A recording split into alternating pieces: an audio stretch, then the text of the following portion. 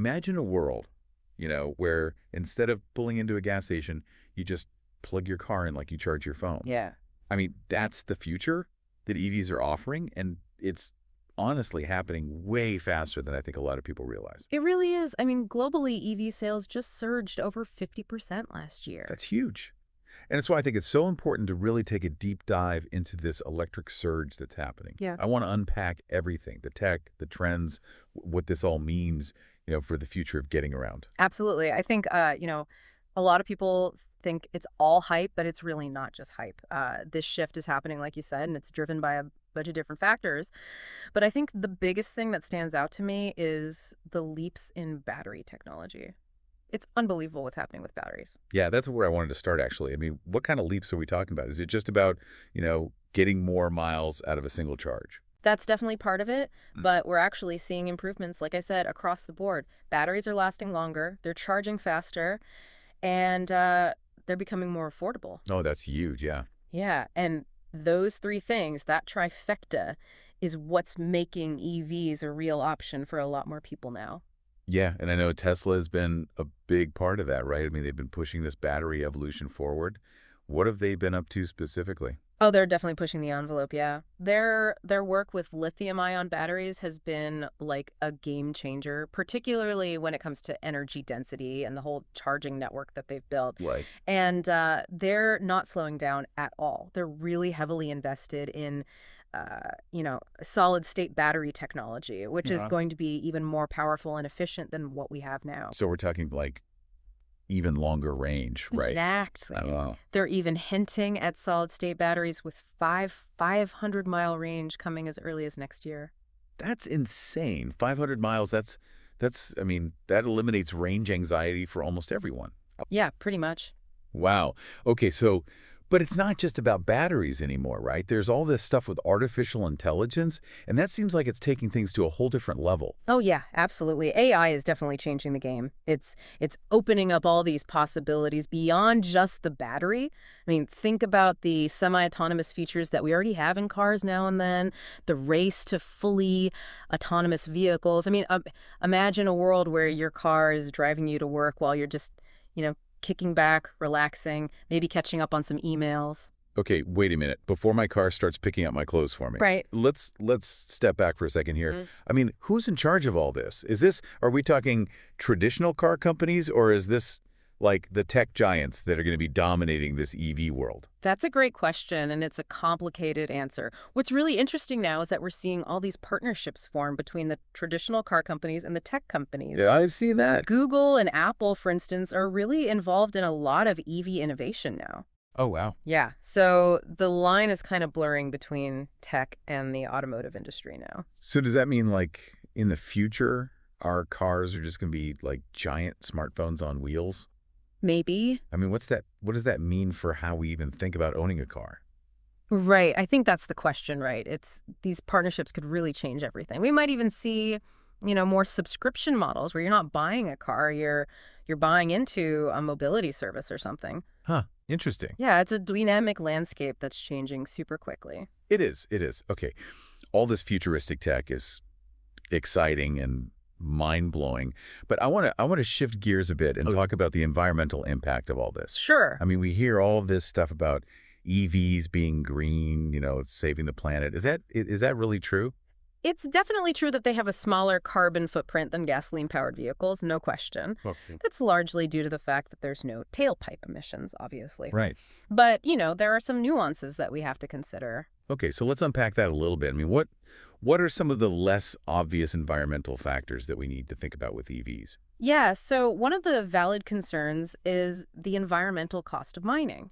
Materials like lithium and cobalt, which are used to make the batteries. Right. But it's really important to look at the whole picture. Right. And all the data shows that even if you consider battery production, the overall impact of an EV is still lower than a gas car over its entire life. Okay, so it's about weighing the entire life cycle. Exactly. Okay.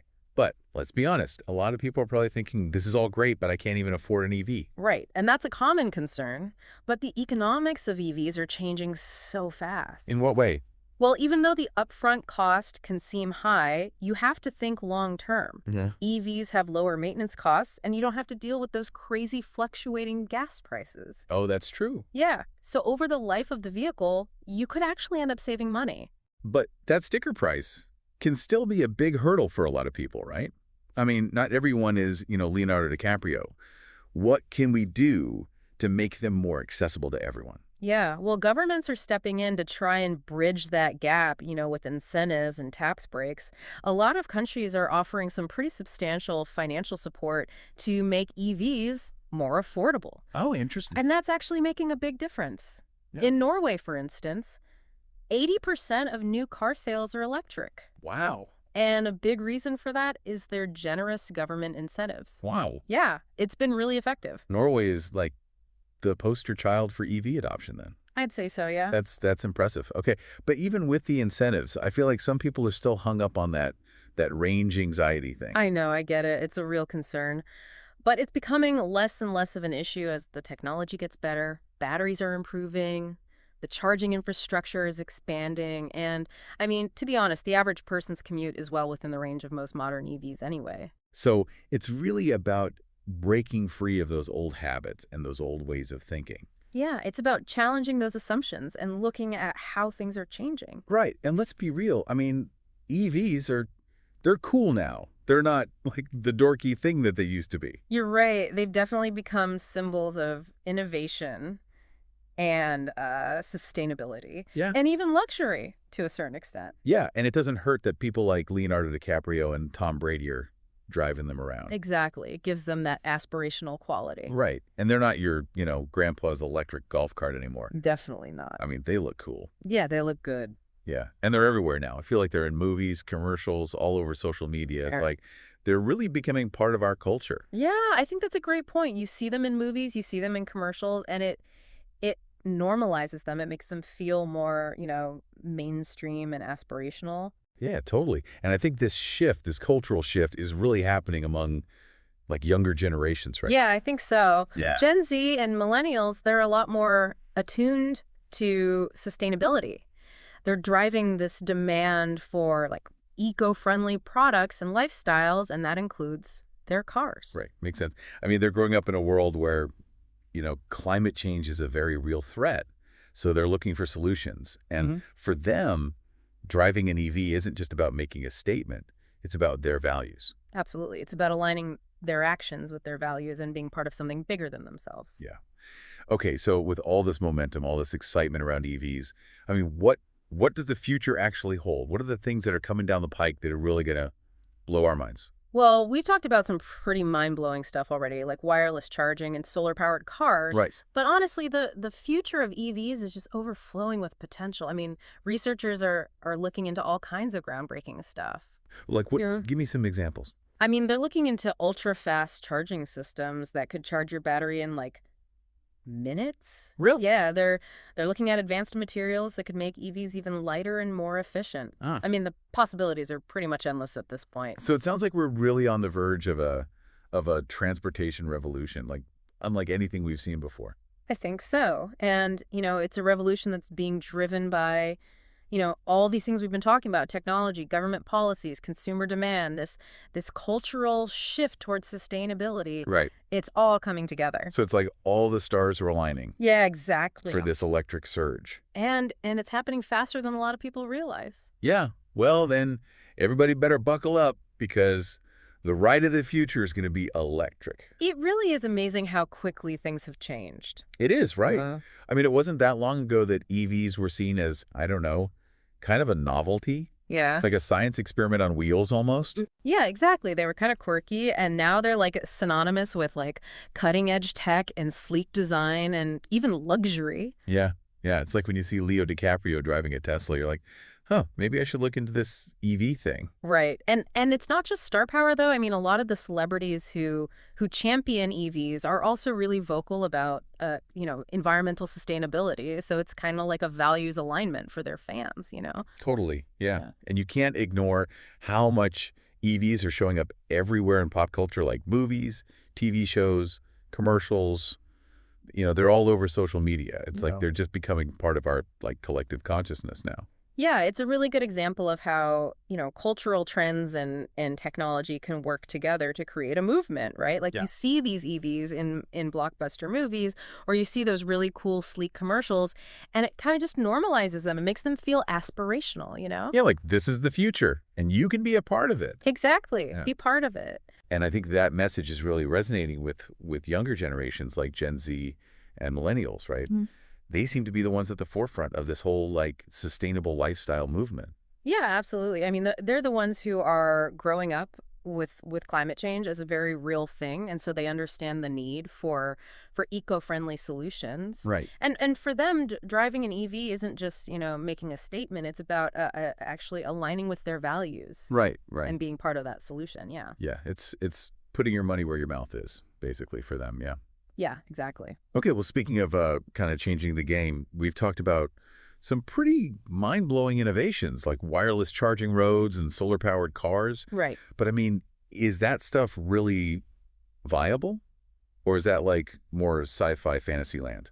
I mean, it sounds futuristic for sure, but it's closer than you might think. Really? Yeah, I mean, wireless charging is already being tested on public roads in some countries. So, imagine driving down the highway and your car is just charging seamlessly as you go. Right. It would completely eliminate range anxiety. Yeah, it would change everything. Right. And it would make charging like effortless. Yeah, that sounds amazing. Right. You're on the road, you're sipping your coffee, and your car is just getting juiced up from the road below. Yeah, that's pretty magical, actually, if you think about it. It is. Okay, but what about solar-powered cars? I always thought, I don't know, solar panels were never really efficient enough to, like, power a whole vehicle. Yeah, you're right. Solar technology has had some limitations with efficiency, but things are changing. Yeah. And they're changing really quickly. So today's solar panels are way more efficient than the older ones. And research into new materials and designs is pushing the boundaries of what's possible all the time. So are we going to see cars that are fully powered by the sun? Or is it more like a way to supplement the battery, like, just kind of extend the range a little bit? Yeah, I think it's probably going to be a combination, Some solar-powered cars might be designed to be primarily solar-powered, especially in places with a lot of sun, obviously. Yeah, right. Yeah. And then others might use solar panels just to extend the range of the battery. Right, okay. Yeah, to reduce the need for plugging in so often. But either way, I mean, it's a pretty cool idea, right? Oh, yeah. Driving around in cars that are powered by renewable energy, harnessing the power of the sun, I mean, that's a game changer for the environment. Absolutely. It's a huge step in the right direction. It is. Core. Really, it is. Okay, so what else is on the horizon? What other innovations are out there that we should be aware of? Well, there's something called vehicle-to-grid technology, Okay. or V2G. B2G, okay. Yeah, and this is where EVs can actually feed energy back into the power grid. Wait, hold on. Cars powering homes? Is that what you're saying? I've never even thought about that. Yeah, it's a pretty fascinating concept. It is. It basically uses the batteries of EVs as a distributed energy storage system. All right. So when your car's plugged in, it can obviously draw power from the grid to charge, but it can also send power back to the grid when it's needed. Oh, wow. Yeah, so it's like turning your car into this giant mobile battery pack. That's amazing. Yeah, and it has the potential to like revolutionize how we think about energy storage and how we manage the grid. Yeah. Imagine like thousands of EVs are plugged in during the evening, Right. and instead of them all just drawing power from the grid, they're actually helping to meet that peak demand. Wow. Reduce strain on power plants and maybe even lower electricity costs. That's incredible. So it's like turning our cars into mini power plants on wheels. Exactly. Okay, but I have to ask, wouldn't all that charging and discharging wear the battery down a lot faster? Yeah, that's a good question. But the technology is being developed to address that concern. Okay. So smart charging systems can kind of optimize the process to minimize wear and tear on the battery.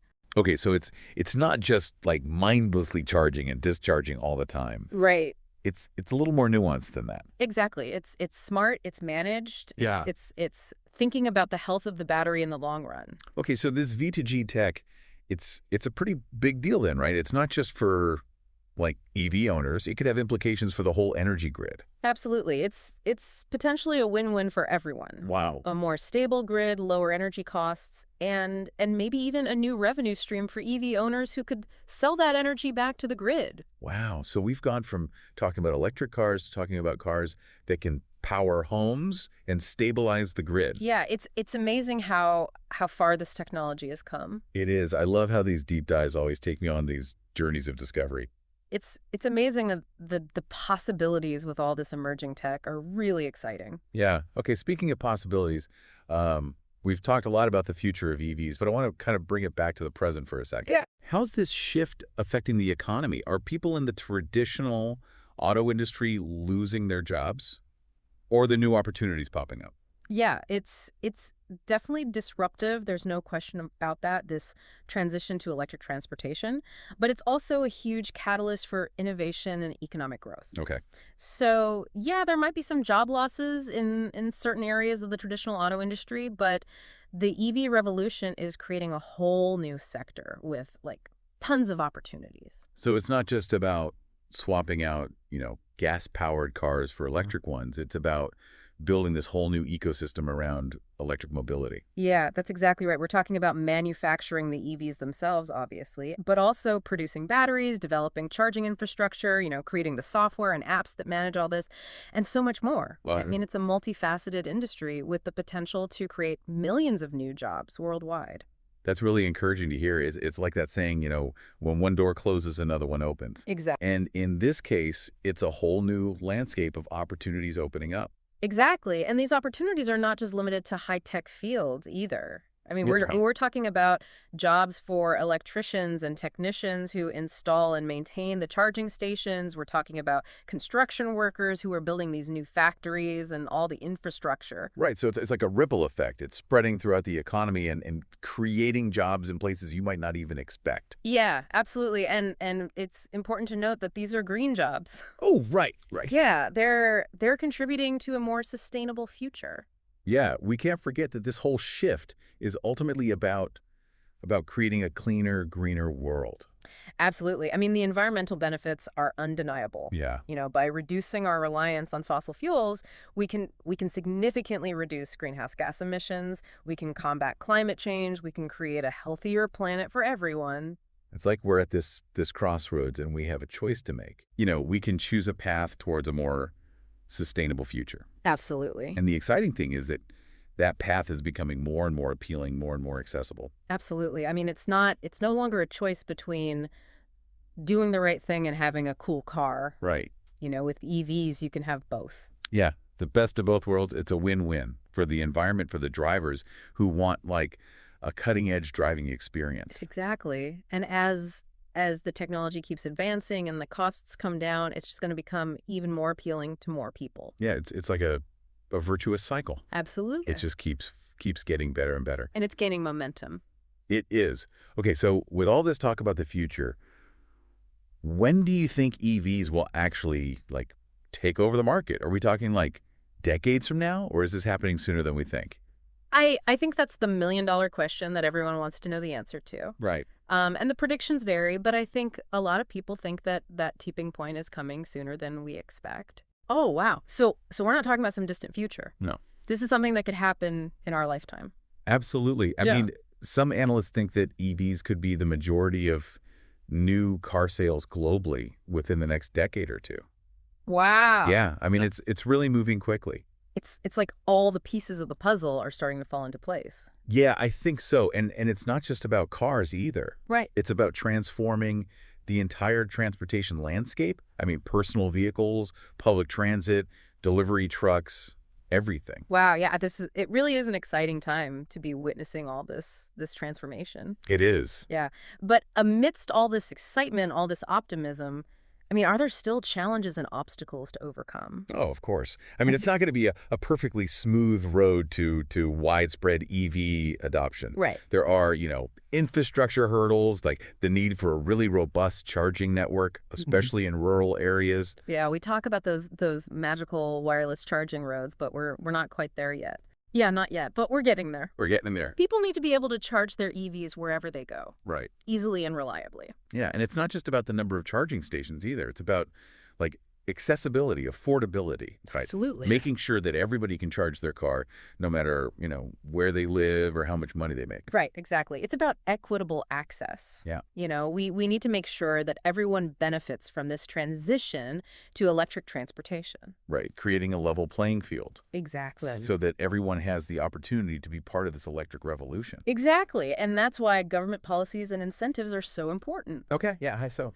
Well, by providing financial support for people who are buying EVs, by investing in charging infrastructure, and by setting these really ambitious targets for EV adoption, governments can kind of create the conditions that will make this a fast and equitable transition. So it's like giving it that extra push. Yeah, exactly. Giving it a little boost. And then as more and more people start driving EVs, the market forces will take over, and that'll drive down the cost and spur more innovation, and it'll just create this positive feedback loop that benefits everyone. Yeah, it's a fascinating kind of dance between, like, government policies and market forces and consumer demand. It is. It's like an orchestra. Yeah. All these different instruments coming together. Yeah, to create this grand symphony of change. Exactly. And it's a symphony that's getting louder and more harmonious every day. That's a good analogy. I like that. It is an exciting time to be following this whole electric vehicle revolution. It is. It's a story about technological innovation. It's about environmental progress. It's about cultural shifts. And it's all coming together to create this whole new paradigm for transportation. But as we look to the future with anticipation, I think it's important to remember that the past holds some valuable lessons for us too. Absolutely. I mean, as we navigate this new territory, it's helpful to look back at previous technological revolutions and learn from both the successes and the mistakes. Right. So let's take a little detour back in time and explore some of those historical parallels. Okay. They can give us some insight into the challenges and the opportunities that we're facing as we move towards this electric future. Yeah. I'm game for a little time travel. Where should we start? Okay, let's rewind all the way back to the early 20th century, a time when another groundbreaking invention was transforming the world. The automobile? Ah, yes, the dawn of the automobile age. Yeah. When horses and buggies were giving way to those newfangled contraptions called motor cars. Yeah, exactly. I mean, it must have been a time of such upheaval and excitement, kind of like what we're going through now with EVs. Totally. And just like with EVs, there were a lot of skeptics and naysayers back then who doubted the viability of the automobile, It's funny how history repeats itself. The same arguments that people were using against the automobile over a century ago are kind of being echoed now in a different form by people who resist the adoption of EVs. It's that fear of the unknown, the resistance to change. Exactly. But just as the automobile eventually triumphed over that skepticism and resistance, I think EVs are going to follow a similar path. Right. It's about shifting perspectives, challenging those assumptions, embracing the possibilities. Absolutely. And sometimes the best way to do that is to look back at the past and learn from those who came before us. Yeah, exactly. By studying history, we can gain valuable insights into what drives change, the obstacles that we need to overcome and the strategies that can lead to success. Okay, so let's dig into the history books a little bit and see what lessons we can learn from those pioneers who paved the way for the cars we drive today. Yeah, I'm eager to uncover those nuggets of wisdom. Yeah. Who knows, we might just find the key to unlocking the full potential of this electric revolution. We might. All right, let's start by rewinding the clock back to the late 19th century, a time when the very concept of a horseless carriage was met with skepticism and even amusement. It's it's hard to imagine that now, but that was the reality just over a century ago, and it really is amazing how far we've come in such a short period of time.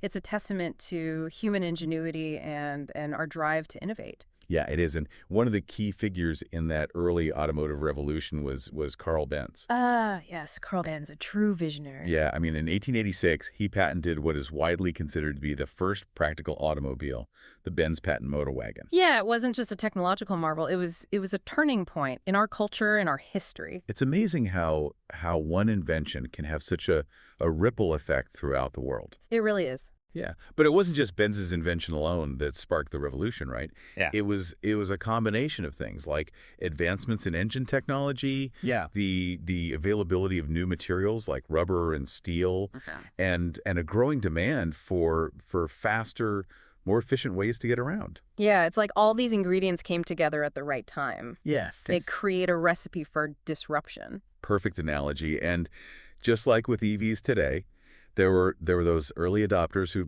jumped on this new technology with enthusiasm, and then there were those who were a little more skeptical, maybe even afraid of it. Right. And understandably so. I mean, it was a big change. Yeah, I can imagine seeing these strange, noisy contraptions, sputtering down the road for the first time. Yeah, and like any new technology, there were definitely growing pains. Right. Early cars were known for being unreliable, prone to breakdowns, hard to operate. Yeah, that's a good reminder that progress is not always a straight line.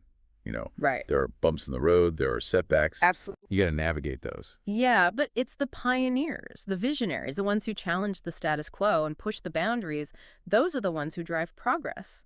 Totally. And in the case of the automobile, there were many pioneers who followed in Benz's footsteps, you know, each one adding their own innovations and refinements. Absolutely. Names like Henry Ford, Ransom Olds, Louis Chevrolet. Yeah. I mean, these are the giants. Yeah. Henry Ford, especially, I mean, he revolutionized the industry with his assembly line production methods, which made cars way more affordable and accessible to the masses. Right, the Model T. Yeah. The Tin Lizzie. Exactly. Yeah. And that became like the symbol of the democratization of the automobile. Absolutely. It's amazing how Ford's innovations, not only transformed the auto industry, but they had a huge impact on society as a whole. Yeah, totally. Cars became more than just a way to get around. They became symbols of freedom, independence, progress. Freedom, yeah. And with that newfound freedom came some new challenges and consequences. The rise of the automobile led to urban sprawl, traffic congestion, air pollution, all these problems that we're still dealing with today. Yeah, it's a good reminder that technology is not always the answer. No, it's not a silver bullet. Yeah. It's a tool. Right. And like any tool, it can be used for good or for bad.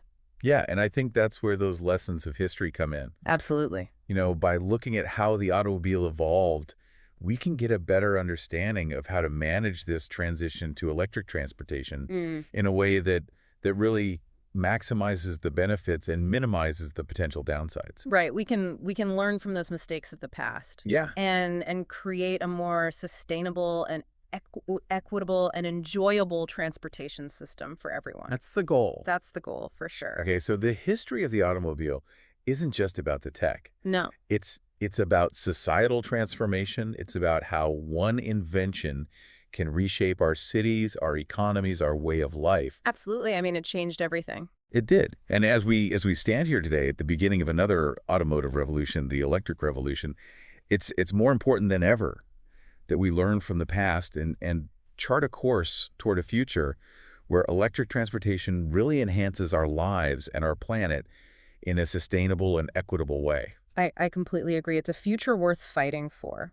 Yeah, And I think we have the knowledge, the technology, and the will to make it happen. I think so too. I'm optimistic. This electric revolution is not just about replacing gas-powered cars. Right. It's about reimagining transportation itself. Totally. And it's gaining momentum every day. It is. It's like a wave that's building. It is. And it's just a matter of time before it crashes over everything and transforms the landscape. I think so. And I think it's important to remember that we're not just passive observers in this. Right. We're active participants. We are shaping this future. Yeah. Every decision we make, from the cars we buy to the policies we support, it all has an impact. It does. It's a collective effort. It is. It's our shared responsibility to create a system that reflects our values. Absolutely. And I believe that by working together, by learning from the past, and by embracing those innovations, we can make this electric future a reality. Yeah, I agree. A future where transportation is not just about getting from point A to point B, Right. but it's about connecting people and communities and ideas Yeah. in a way that's sustainable and harmonious. A future where the hum of electric motors replaces that roar of combustion engines. Yes, And the air is cleaner, fresher. absolutely. A future where transportation is no longer a burden on the planet, Right. but a force for good, Yeah, a force for good. a catalyst for a brighter, more sustainable tomorrow. It's a future worth striving for, and I'm excited to be on this journey. Me too. I think together we can make this electric dream a reality. It's kind of wild to think back to those like first EVs, Yeah. those boxy, clunky things Uh, compared to what we have now, these like sleek, high-performance machines. yeah, the evolution has been so fast. It has. And it feels like we're really just getting started. Like Totally. we're just scratching the surface of what's possible with EVs. Absolutely. So what's next? What are you most excited about when you look ahead? Well, I mean, we've talked about some pretty amazing stuff like wireless charging roads and solar-powered cars and, V2G technology. Yeah. But there's so much innovation happening, like even at the fundamental levels of battery technology, AI, material science. Okay, yeah, let's dig into that a little bit. Yeah. What's going on in battery research that got you so fired up? Well, battery tech is really the heart of the EV revolution, right? Right. And researchers all over the world are really focused on improving every aspect of it, from Hmm. energy density and charging speed to lifespan and safety and of course cost. Yeah, we touched on Tesla's research into solid-state batteries. Mm. Does that kind of the holy grail of battery tech? I mean, solid-state batteries definitely hold a lot of promise. They could be lighter, safer, more energy dense than the lithium-ion batteries that we use today. Okay. So that means longer range, faster charging, and potentially even lower costs in the long run. So are those the key to mass adoption, do you think? They could be a big part of it, yeah, but innovation is not just about one single breakthrough, right? Yeah. It's about continuous improvement across all aspects of EV design and production. Okay, yeah, it's everything working together. Exactly. So what about AI? We talked about self-driving cars, but how else is AI kind of shaping the EV landscape? Well, AI is popping up everywhere in the EV experience. Okay. It can optimize battery management systems, personalize the driving experience, enhance safety features. Give me an example. How's AI making EVs safer? Well, advanced driver assistance systems, or ADAS, Okay. those are becoming so sophisticated because of AI. So things like lane keeping assist, adaptive cruise control, automatic emergency braking, those are already pretty common in a lot of EVs, and they're just going to get smarter and more effective. So it's like having a co-pilot who's always looking out for you. Exactly. Yeah, and helping you avoid accidents. Absolutely. And as AI keeps evolving, we can expect even more advanced safety features, things like predictive collision avoidance. Okay, hold on. That sounds like sci-fi. Cars that can like predict the future and prevent accidents. It might sound like science fiction, but it's becoming more and more real. That's wild. Yeah, and this technology could save so many lives and make our roads so much safer. Yeah, it's a good reminder that technology, when it's used right, can be such a force for good in the world. Absolutely. And that's why it's so important to have, ethical considerations at the forefront of all this innovation. Right. We have to make sure that these powerful technologies are developed and used in a way that benefits everyone. Right. It's about harnessing the power of tech to create a more equitable and sustainable future. Exactly. And that brings us back to this bigger picture we keep coming back to. Yeah. This world where transportation is not a burden on the planet, but it's actually part of the solution. Right. Yeah. Imagine cities with cleaner air and quieter streets and smarter traffic flow.